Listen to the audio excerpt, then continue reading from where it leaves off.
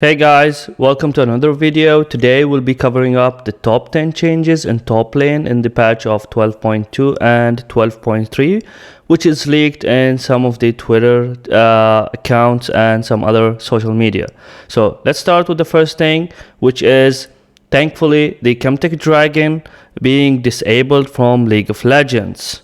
Now this change is a positive change as the Chemtech Dragon is overly buffed with the turrets of the camouflage turrets and the elder buff, which gives you a resurrection like a guardian's angel for 4 seconds almost, that you can come back to life and kill your enemies. Now the second change is that is affecting the top lane, which is 3 major buffs and nerfs of 3 mythic items of the top laners bruisers. The 3 mythic items are Gore Drinker, Divine Sunderer and Trinity Force. Let's jump to the first item, which is Gore Drinker. Apparently it's getting an increase in AD, an increase of ability haste and reduced HP. The AD increase from 45 to 50 and the ability haste increase from 20 to 25, yet the HP reduced is from 450 to 300. Now this nerf is significant to top lane bruisers such as Riven, Set or Renekton, especially when the health has been reduced, which means that whenever you use Gore Drinker to get back some health, you won't get back the same amount as before.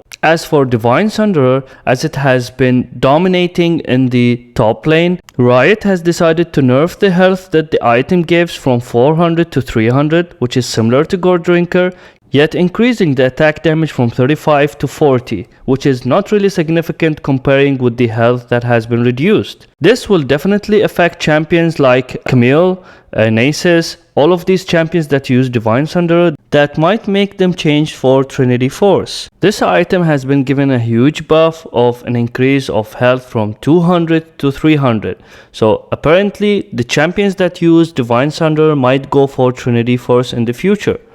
Now another major change is hitting the top lane, which is 6 legendary items used by top laners, mostly bruisers, are going to be in for a big change. Let's talk about Death Dance, which is the most interesting change in these items. There is a decrease of 35 from melee and 15% from range damage store to 30 and 10%. While the healing totally changed from your max HP to your bonus AD, which gives a lot of bruisers the ability to heal and store much more health based on their bonus AD.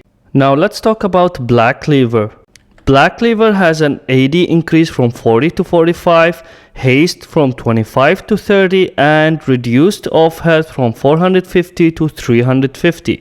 Now when I see these changes, I totally think about Riven, Urgot, these champions that build Black Cleaver. Now it is, I believe, gonna be more worth it to build it in the top lane, as you're gonna have more AD, which you can combine with Death Dance to have lots of healing from your bonus AD. Now let's talk about my favorite item of the game, which is Ravenous Hydra. This item is getting a buff from AD from 65 to 70. Now this item is gonna be totally worth it, especially for champions like Urgot, Riven and some other top laners that has lots of synergy between other items, like Sterix Gauge. This item no longer provides 50 attack damage, solely now gives you 400 HP, but there is a new passive that grants you 50% base AD as bonus attack damage. With these changes, with Sterix Gauge is gonna be perfectly compatible with Death Dance healing changes based on bonus AD. Another change in the rift in the top lane, which is Blade of the Rune King. This item cost has been increased from 3,200 to 3,300 gold, with an increase of 12 to 18 health damage. This item now is like a shredding tanks for top lane. When facing a lot of tanks in a game, this item now is gonna bring them down very quickly. Last but not least, we're moving to the last item, which is more of Mormorius. This item is one of my favorites. The cost of the item has increased from 2,800 to 2,900 gold.